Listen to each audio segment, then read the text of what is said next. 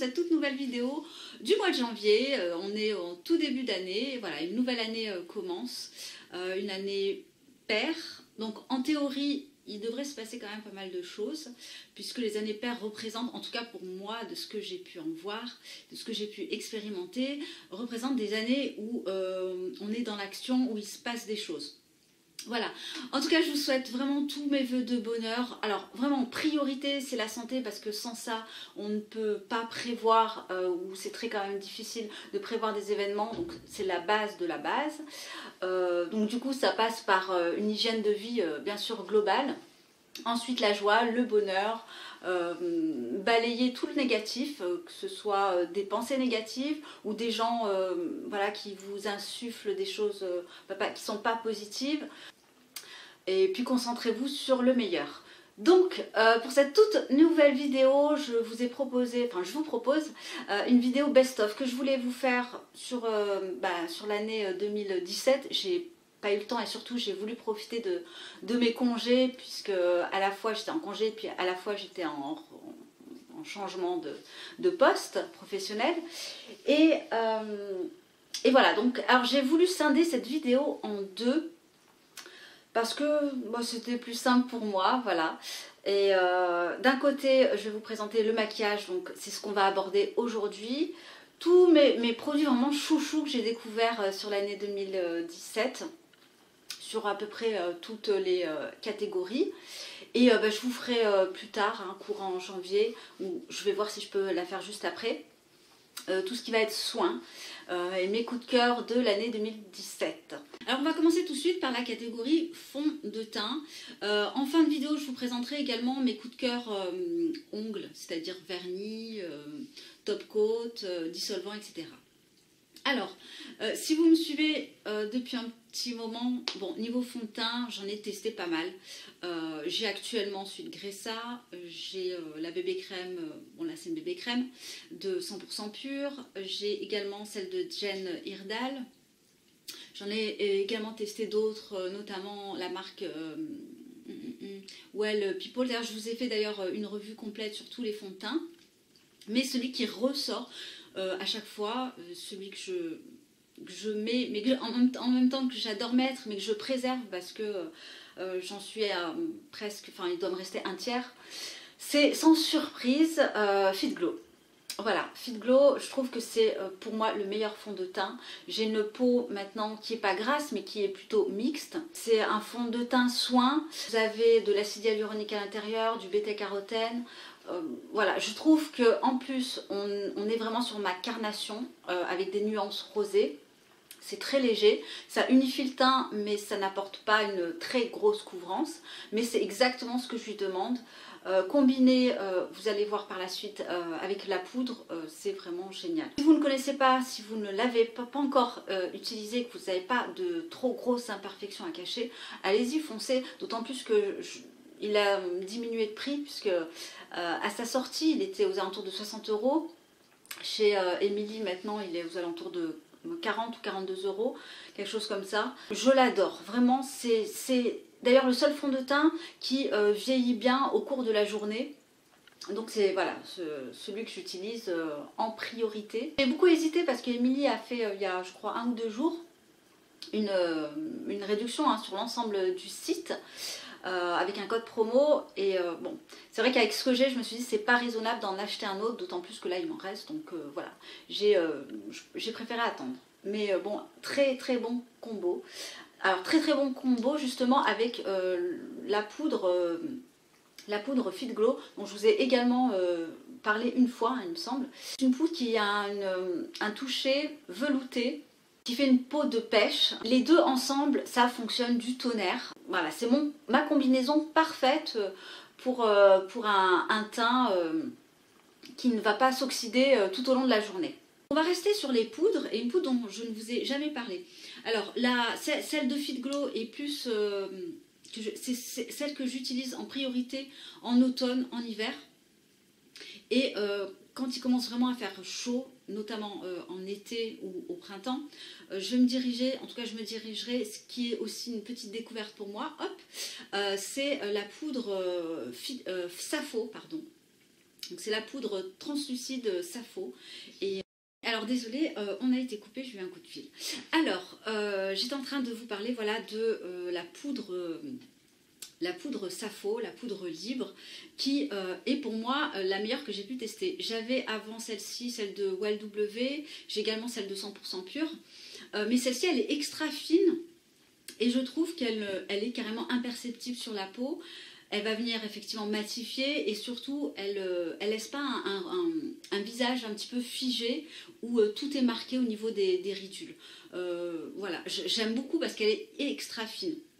Un petit coup de cœur, par contre je la trouve un petit peu chère quand je l'ai prise il y a un petit moment sur le site de Julie et elle a 10 grammes, voilà c'est pas énorme. Et par contre elle fonctionne très très bien et c'est vraiment clairement ma poudre chouchou de l'année. Concernant les blushs, j'en ai quelques-uns, mais j'en ai deux que j'adore, que je mets souvent, dont un que j'emporte en vacances parce que je trouve très très pratique. Alors, et vous allez voir deux coloris différents, un coloris dans les tons froids et un coloris dans les tons chauds. Donc dans les tons froids, j'ai Ilia. Ilia, je trouve déjà le packaging hyper pratique. Et puis très élégant, très classe, et c'est exactement cette couleur dont je vous ai présenté il y a déjà un petit moment, c'est Fine Romance. C'est un petit rosé légèrement brillant qui est juste magnifique et que j'adore. Très pratique, hop, on met ça au niveau des joues, on estompe avec un pinceau et c'est parti. D'ailleurs, je remercie, si tu passes par là, Sophie, qui l'avait acheté il y a un petit moment déjà, et qui m'a donné envie justement de l'acheter. Et je l'ai prise sur le site, enfin en boutique directement, My Green Browns, donc la boutique de Cécile. Et dans une autre veine, sous format peau, et dans une autre teinte de couleur, donc couleur plutôt chaude, j'ai celui-là, le Hermès, c'est la teinte modeste. Vous voyez que j'ai quand même bien descendu. J'adore cette couleur. Je ne suis pas très blush couleur orangée, mais celui-là, c'est un mixte de pêche et de rosé, et c'est la couleur parfaite. Vraiment, c'est la couleur parfaite. J'aimerais bien qu'il le fasse en version stick, ce serait vraiment l'idéal. Mais voilà, je l'utilise avec plaisir également, et ce sont vraiment mes deux blushs préférés. Si je devais d'ailleurs n'en garder que deux, ce serait vraiment ceux-là.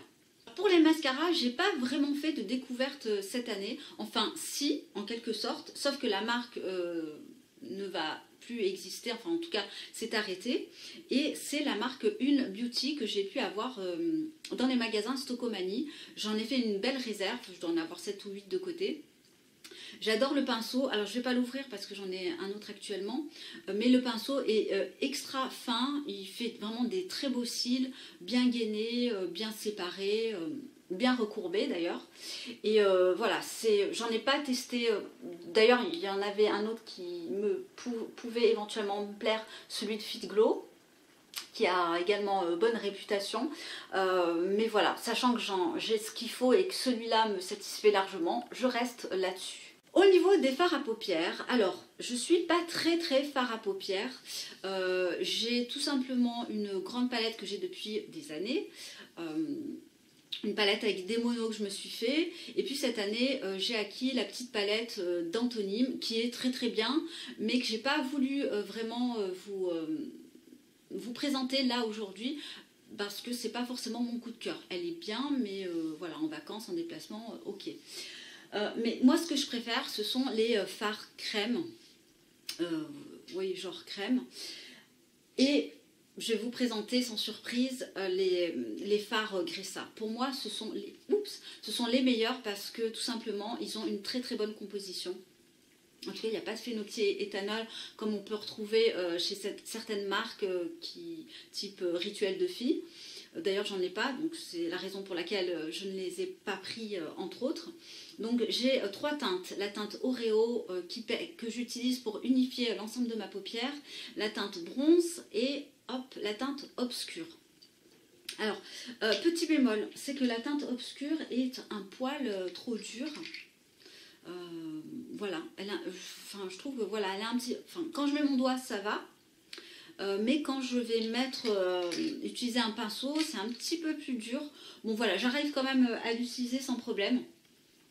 Mes deux teintes préférées restent la Oreo pour unifier et la bronze et la teinte bronze que j'adore, que je trouve juste magnifique. Vous pouvez également les retrouver en France sur le site Mon Corner B maintenant depuis un certain temps. Et c'est ceux que j'utilise, que je pense utiliser encore l'année prochaine avec grand plaisir. Et puis je trouve que c'est super rapide. Je les utilise avec ce pinceau là, notamment la teinte bronze. Le matin quand je suis pressée, très souvent c'est le cas, je mets la matière donc sur ma paupière et c'est hyper rapide et j'adore ce pinceau. Je trouve qu'il est hyper pratique pour ça. À la fois il pose la matière et à la fois il floute au niveau du pli de l'œil. Donc voilà, assez contente. Alors maintenant on va passer à la série anti-cerne. Le dernier en ma possession c'est celui de la marque Safo. J'ai un échantillon, je l'ai trouvé vraiment extra parce qu'il couvrait bien et je le trouvais pas trop sec. Quand je l'ai acheté en full size, là je l'ai trouvé carrément sec. Alors je sais pas si vous êtes du même avis que moi. Bon, il couvre toujours aussi bien, mais du coup je sais pas, comme il est sec, j'utilise un petit peu moins souvent. Et j'ai ressorti celui de couleur caramel, voilà, qui est vraiment extra. Alors niveau couleur, c'est pas trop ça, mais voilà, ça passe. Il a un ton légèrement plus clair que ma carnation, mais par contre, il se prélève très très facilement. Je l'utilise comme ça au doigt. Il ne file pas dans les plis. J'ai pas besoin de le poudrer derrière. Et il est très crémeux et voilà, finalement c'est celui que j'utilise le plus. Si j'avais à lui reprocher quelque chose, ce serait vraiment le packaging en carton. Voilà, vous voyez, il s'enlève hyper facilement. Du coup, je suis obligée vraiment de le poser précautionneusement. Il est un petit peu dur ce mot, enfin un petit peu long. Bon, voilà, au-delà de ça, c'est pas bien grave, mais ça reste mon préféré cette année de concealer. On va s'attaquer à la dernière partie du maquillage qui sont ma partie préférée, les lèvres. Et sans surprise, 3 rouges à lèvres dont un gloss qui m'ont vraiment marqué cette année. Vous en doutez, c'est la marque Fit Glow. Alors premier, c'est le gloss que je trouve vraiment génialissime. Pourquoi? Alors moi j'ai la teinte Gospel.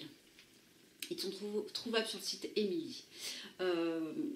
J'adore, bon, j'aime beaucoup la couleur bien sûr, mais au-delà de ça, j'aime le fait qu'il ne colle pas les lèvres.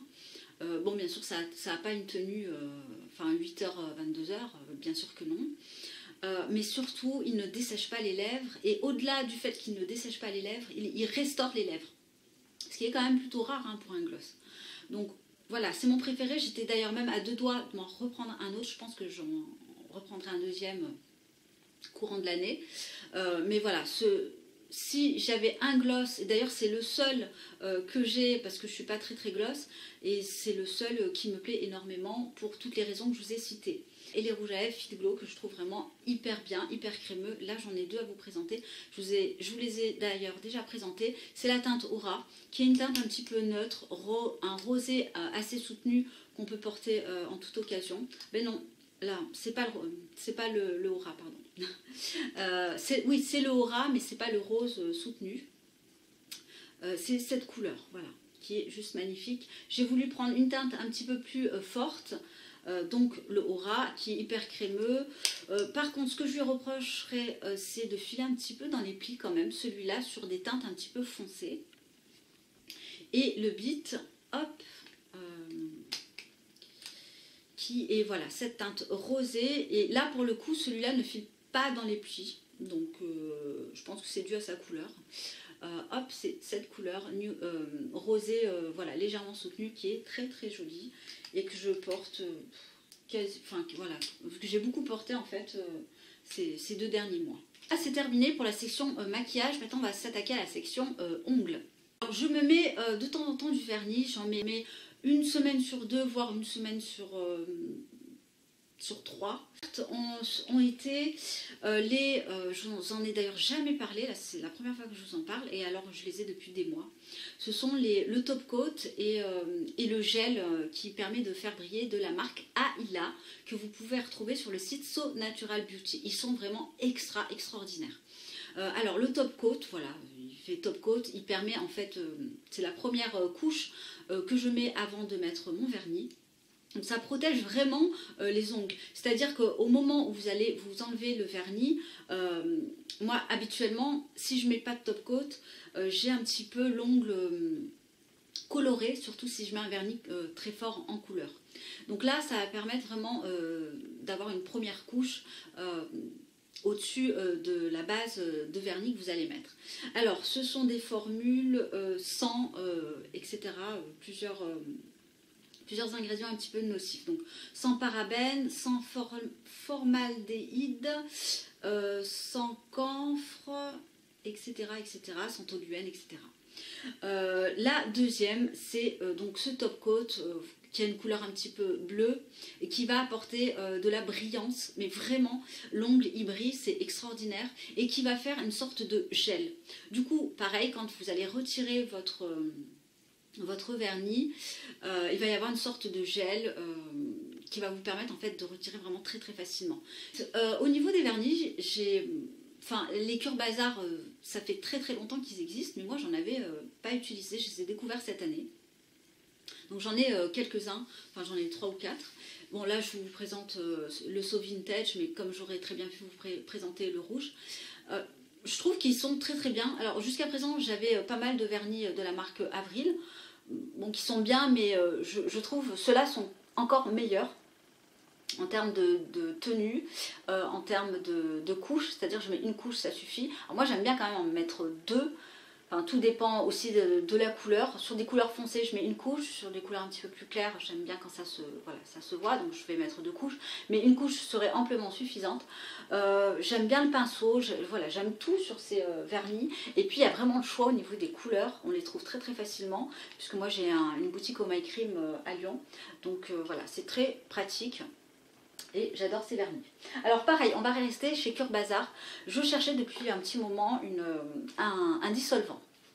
Parce que avoir des vernis, mais avoir un dissolvant qui attaque les ongles, qui va assécher les ongles, c'est pas trop ça. Jusqu'à présent, j'avais un vernis, sans acétone, mais qui pour autant, que je trouvais dans des grandes surfaces. Mais voilà, j'avais toujours ce problème d'ongles asséchés une fois que j'enlevais mon vernis. Il n'y avait rien à faire, j'avais toujours les ongles asséchés, du coup j'étais obligée de mettre un petit peu d'huile derrière, c'est un petit peu pénible. Et en allant chez Oh My Cream, j'ai regardé, et alors je ne sais pas pourquoi j'ai gardé la boîte, j'ai pris un dissolvant où il y a 2 versions. Donc là c'est la version bambou et gingembre. Donc il se présente comme ça dans cette grosse bouteille que j'ai eu l'occasion d'essayer, bon, pour l'instant une fois, puisque j'ai eu vraiment la toute fin décembre.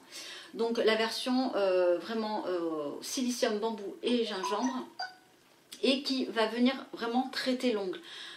C'est vraiment super parce que j'ai pas le côté asséchant, et lorsque je me démaquille les ongles, j'ai une sorte de film huileux qui est vraiment extra et qui n'assèche pas les ongles. Voilà, je vous le recommande, et c'est un petit peu cher, je vous l'avoue, à l'achat, mais vous voyez, la bouteille elle fait 250 ml, à chaque fois on en utilise très très peu, surtout que moi je ne me vernis pas les ongles tout le temps, hein, je laisse toujours un temps de repos. Il ne sent pas très fort aussi, c'est ça qui est bien. On n'a pas une odeur incommodante qui prend toute la pièce. Ça sent un petit peu gingembre. Voilà. Donc oui, je vous le recommande si vraiment vous vernissez très très peu les ongles, et d'ailleurs même si vous vernissez très régulièrement les ongles, c'est vraiment le dissolvant à avoir. Par contre oui, c'est pas comme les dissolvants classiques.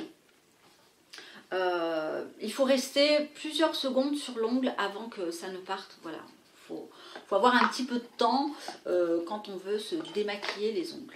La vidéo best of maquillage pour cette année, ce début d'année est terminé. Également remercier certaines personnes voilà, qui m'ont suivi cette année, avec qui j'ai eu pas mal d'échanges, notamment sur Instagram et parfois en message privé. Je vous embrasse très très fort, vous vous reconnaîtrez. Et puis moi je vous dis à très très bientôt, alors je sais pas quand, mais j'espère au plus vite, pour vous tourner la deuxième partie de mes best-of, un petit peu mal aux lèvres, de mes best-of soins de l'année 2017. À bientôt!